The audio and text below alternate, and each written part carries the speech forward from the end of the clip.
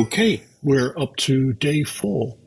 So let's see what the evil people have in store for us today. Alrighty. Help her with a word search. She only has to find one word, Xmas. Word search allows words to be horizontal, vertical, diagonal, written backwards, or even overlapping other words. You don't need to find one instance, you need to find all instances. Okay. So diagonally, backwards, up, across. Cool. The actual word search will be full of letters instead, for example, and then here we have a word search. And apparently there are 18 occurrences of Xmas in it. All right, so we're going to pop over to our code. MK04, CD 04. All right.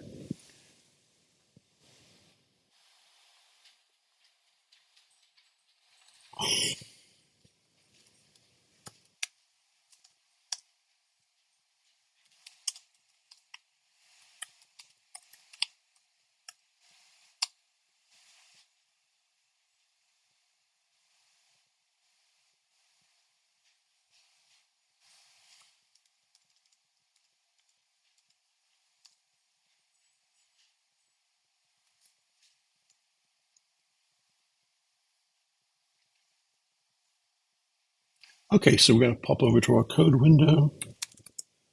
MK04, CD04, 04.b. And we know we're going to have our little test data thing here, so let's copy that over.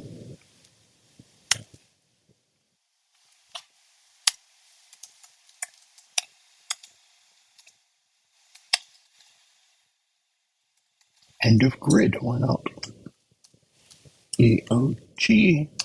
And I can't see any way we can avoid looking at this as a bunch of characters. So let's convert it from a string into a two-dimensional list or array of characters. So let's call that grid equals, let's turn off Copilot one more time.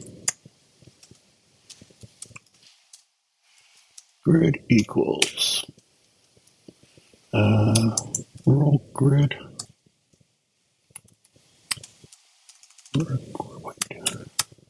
dot split on new lines, and we're going to map it into the individual characters of each line.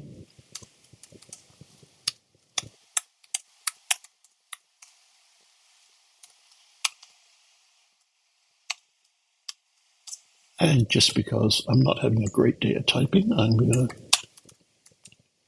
just make sure our grid there is reasonable.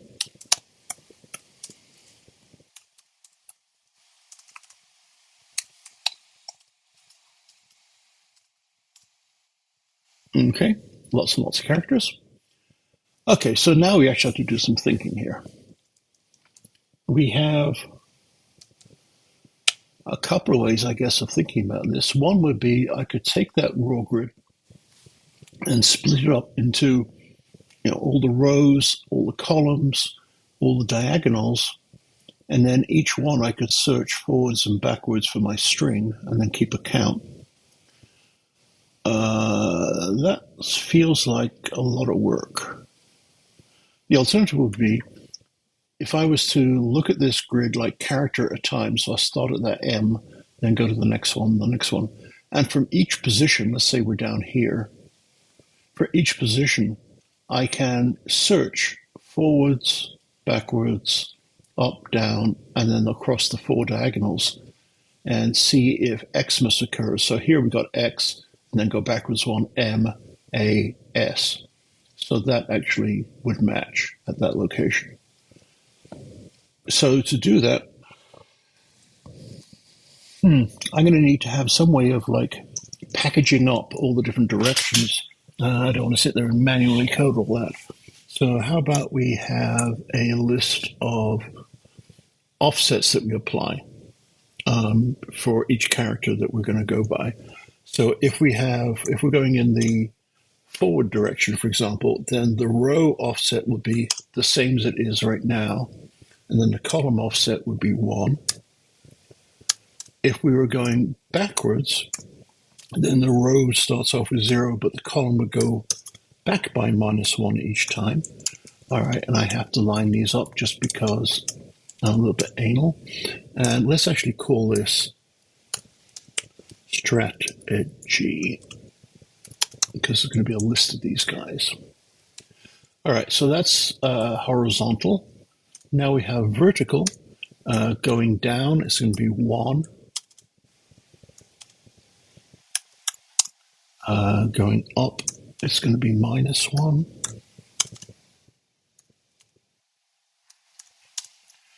All right, so now we have diagonals. So a diagonal going down and to the right is going to be 1, 1.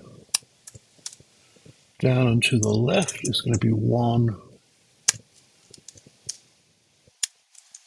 -1. Up and to the right is going to be -1, 1. And up and to the left is -1, -1. And I'm not too sure why, but I'm happy that there's 8 in there. Probably because there's supposed to be 8 directions from a point. Yeah, there's 8 directions from a point, that's why. Okay, so we now have our strategy in place. Our goal, I guess, is to write a function which is something like count words in, and we pass in a grid and a word. And we're going to want to actually output that value because that's what we're the whole point of the exercise. So let's write count words in.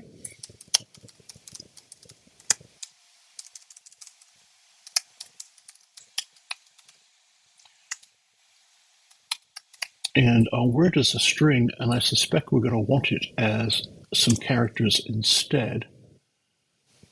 Maybe not. Let's try it without and see what happens. All right. So we're going to keep a count. So let's start with 0, and we'll probably end up doing something different, but we'll see. So then we're going to iterate over each character position in our original string here. So we're going to go from the M, then that M, then that M, etc., etc. So we want to iterate over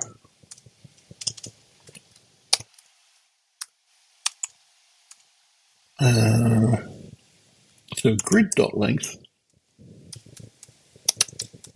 is the number of rows.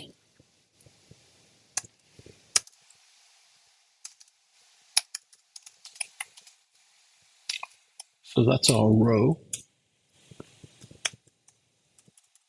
And although it doesn't really have to be any particular row that we look at, I guess it makes sense to use grid r.length as the number of columns.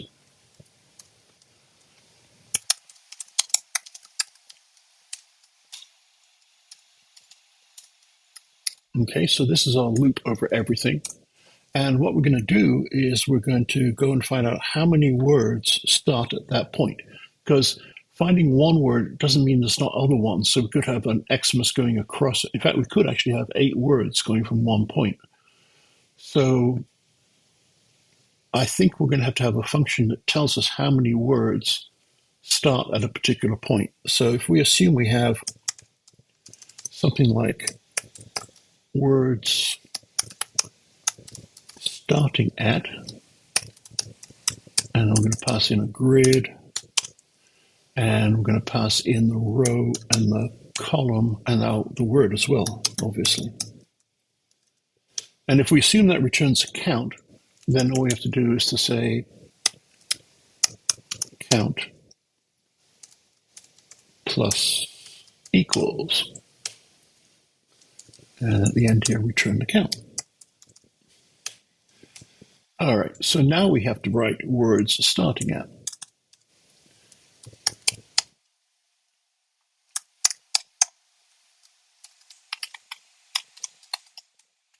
and it takes a grid, a row, let's be consistent,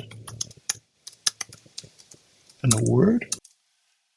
And it also, well, okay, so here's a little optimization we can do. There is no point in looking if the grid cell we're looking at is not the same as the first character in the word. So we can do this and save ourselves a few loops in the process. So return word 0 unless grid RC equals word 0. Okay, but if it does equal it, then we're going to start applying our strategies. So we have to run through all 8 strategies. And for each one, we need to chase the characters along that particular route the strategy dictates. So I think we called it strategy. Okay. And now that I've given in and actually used methods in this particular exercise, I may as well just keep going and add more. So we can do something like if, so we're looking at a particular word. So let's call it just strategy matches.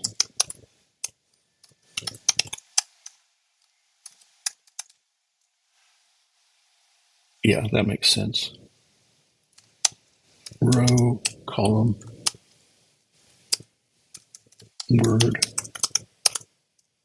strategy. Oh, I don't like that. That's got 5 parameters to it, but we'll live with it for now. And then we're going to bump some count, right?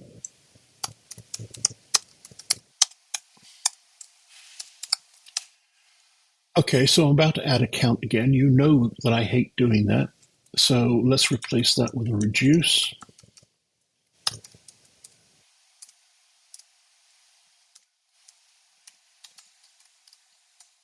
And we're going to start with 0, and count will be the first parameter in there.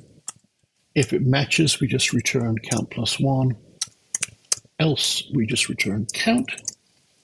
And the entire function is going to return the result of that reduce, which will be the count of the number of matches. Excellent. So one more function, strategy matches.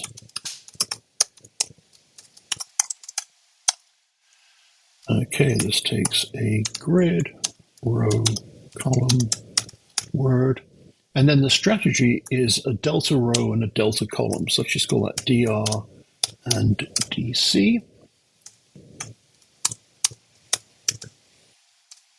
And a strategy matches if all of the characters, when you follow that strategy, correspond or equal the corresponding character in the original word.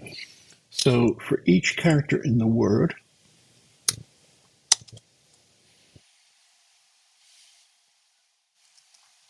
no, we don't need to do each character, do we? Because we already know the first one matches. So it's going to be 1 from 1 to word dot length. And we want to make sure that all of these things match. So does word I equal grid? And then we're going to have the row is going to be the start row plus I times delta row. And then it's going to be start column plus I times delta column.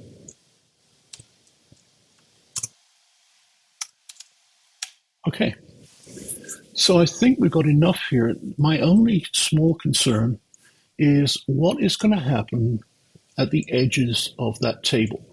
So if we're back up here and we start looking, say at this X here, yeah, then if we start going that way, we're going to be in this row and we're going to be indexing past it. That's going to work. That's not a problem because Ruby will just return a nil if I go past the end.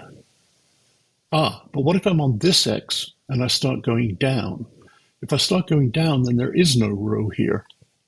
And so this part here is going to return nil, and then I try to index it with that, so that's not going to work. So, okay, I think what I'm going to do is to add one more method, one more wafer-thin method. So we're going to have a function here called grid_at that takes those two coordinates.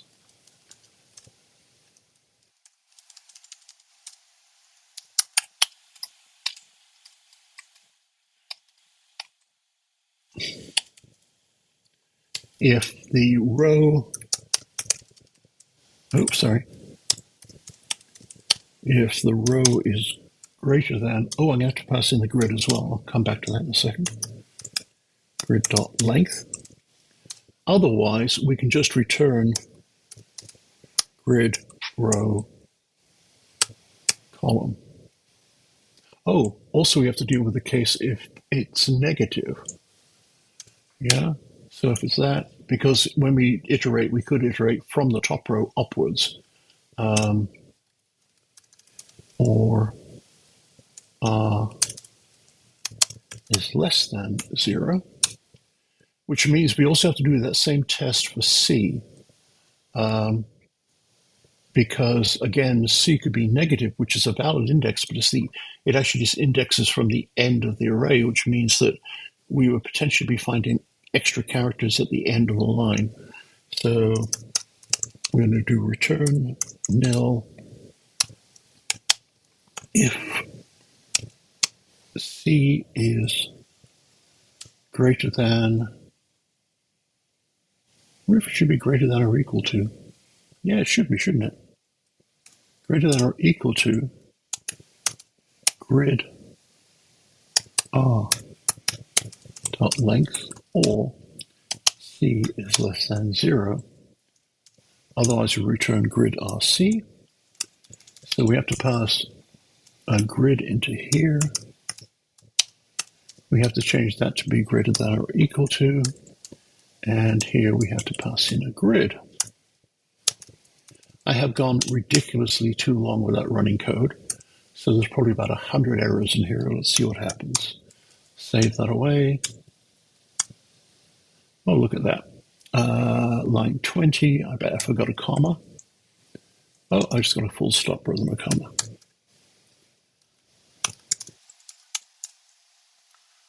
Undefined method, put as counts of words in. Oh, yeah. Because what I want to do here is to say Christmas. Count words in.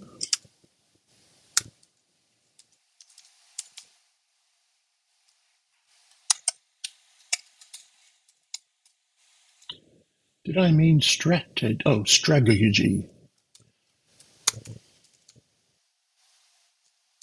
You guys could have told me that I had that wrong. It says 5, and that's not correct because it should be 18. So what have we done wrong?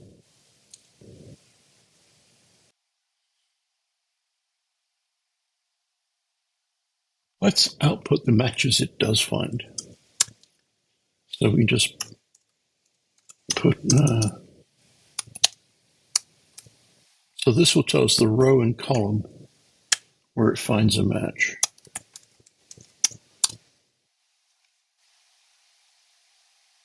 So row 0, column 5, that's X, MAS, okay. Well, that's not right, is it? Row 0, column 15, that doesn't even exist.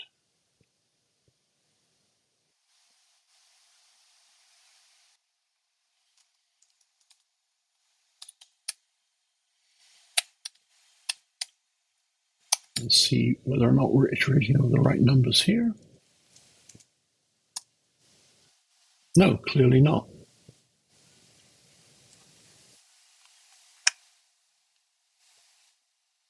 So how can grid r dot length be 104 or 105. Let's dump it out and see.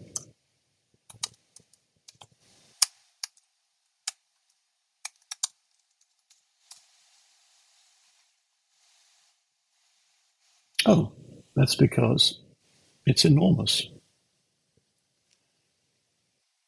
So there's something wrong with our grid here.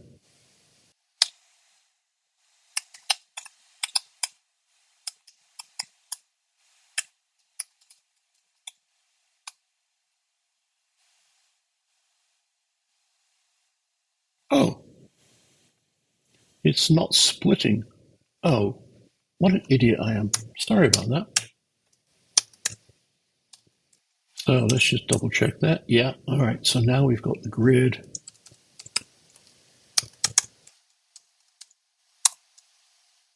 18. And that agrees with the number that we're supposed to have. So let's get rid of all this trash that we actually added just to find out what was going on.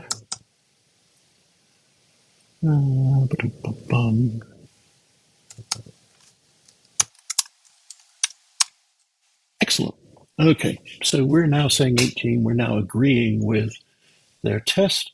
So time has come to get the puzzle input. So over to here we come, get the puzzle input.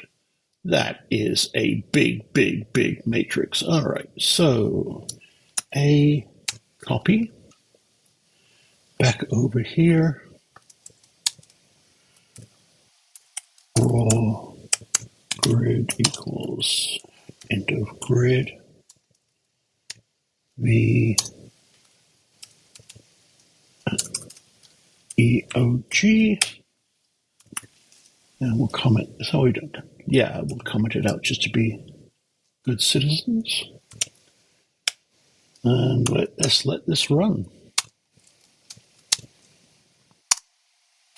2,536 occurrences of the word Xmas.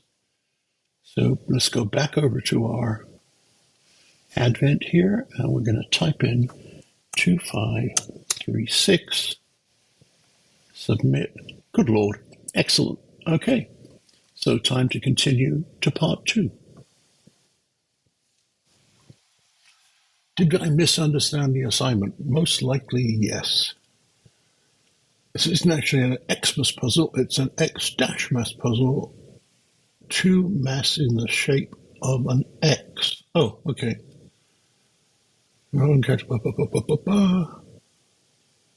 Okay, so what we're going to do is find examples of this guy where they could be that way around, or the S could be there, and this is that way around, or the S could be there. So the center is always going to be an A. So we should probably just think about iterating over all the possible center positions and then just searching the corners there to see if we got the right characters. So we can go back to our original raw grid here. And, oops, sorry. Got to comment the whole thing out. And then we'll comment this guy out. Actually, no, we're just going to change it to be real raw grid, and then we'll come back to it later on. Okay. So, count words in. This time we're looking for MAS. I don't even think we need that word, so let's just get rid of it for now, at the risk of becoming a bit more specific. So, now we're going to iterate we don't need to iterate the very first row or the very last row, and nor the first column or the last column, because we're looking at the center positions only. So this is going to go from 1, and then this is going to go to length -1.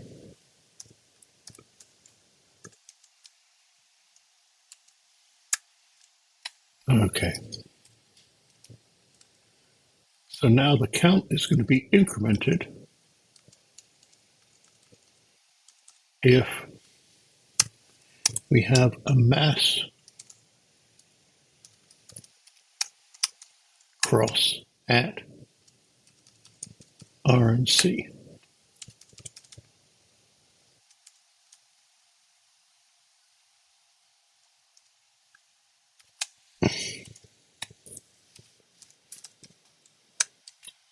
So no more word.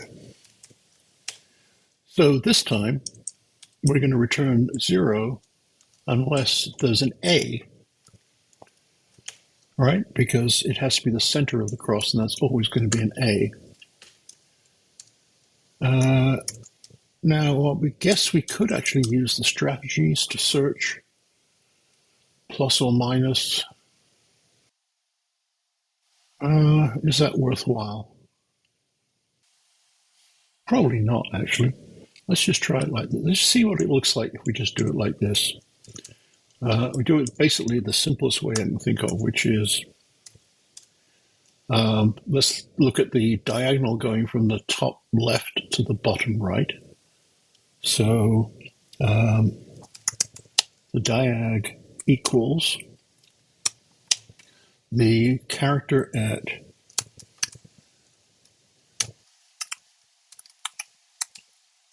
R minus 1, C minus 1.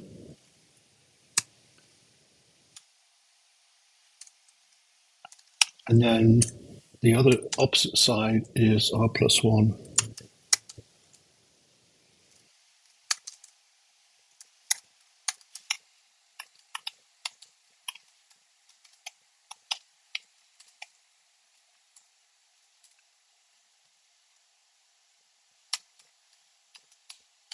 Let's fix my atrocious typing here.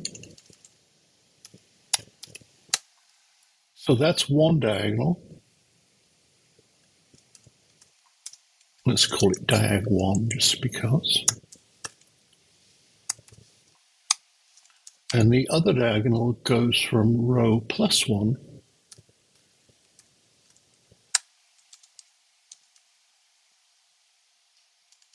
to row minus 1.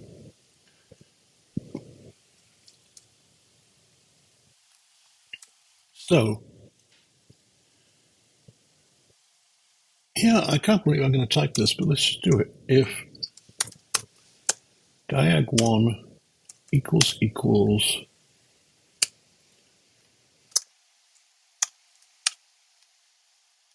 M S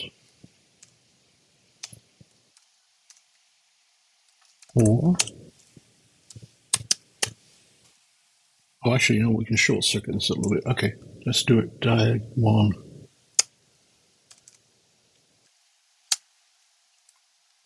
Let's do does not equal to S M. So we're going to change this first one to be a not equal to.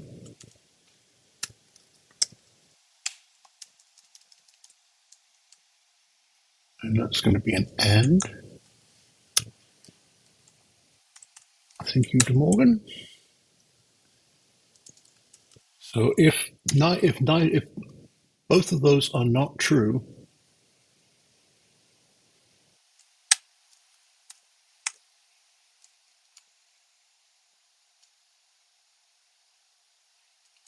then the count is 0.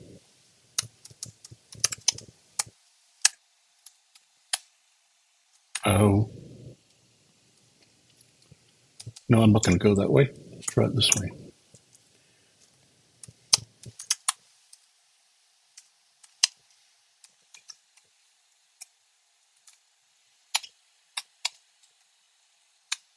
So diag 1, diag 2 both contain characters.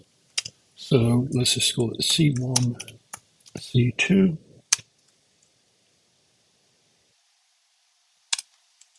And what we're going to say is that for all of those,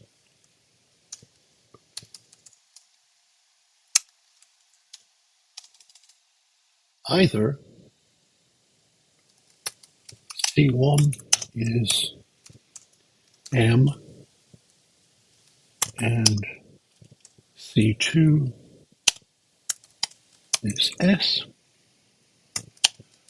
or C1 equals S and C2 equals M. And I don't think we need anything else. Bye-bye code. Oh, we do need gridet. So let's get rid of that then.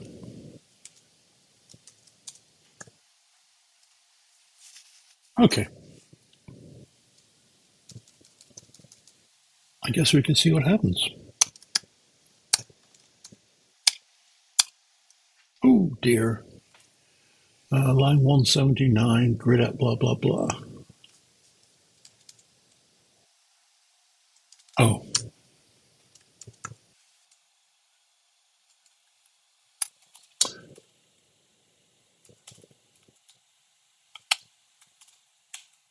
Dear, oh dear.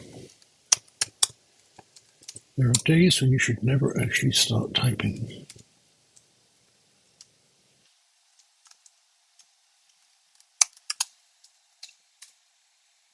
Oh, did I mean diag 1?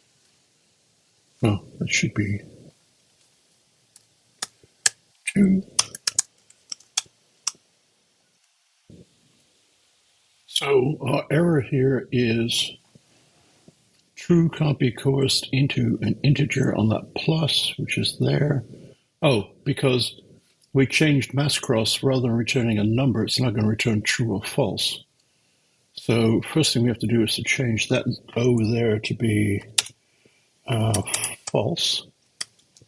And then down here, count plus equals 1 if mass cross. So let's save that away, down to the bottom here. And 9, which is the correct number. Excellent. So should we go for the big one? Let's try it. So that becomes the old, and this becomes real. Yeah, let's keep it real. We get 1,875. 1,875. Good Lord. Excellent. Okay. So that was a little bit of a struggle. Let's have a quick look at the code and see what we can pick out of it. Well, in this particular case, I felt that the first exercise where we had the strategies, these guys, was actually a little bit more elegant than the second one, because the second one was not really complex enough to ask to add those strategies. We could have had, it'd be like it'd be 4 different strategies, I guess, and we could have done it that way. But that would have been, more nested loops and this kind of stuff. If instead we just pick out the letters and say, one of them has to be the S, the other one has to be an M, then, it works, So I think we kept it simpler this way. And if I wasn't such a bad typist, then I think it would have worked pretty quickly. So, I don't know. I wasn't particularly excited by this particular puzzle, but I'm not going to grumble. Catch you on number 5. Take care.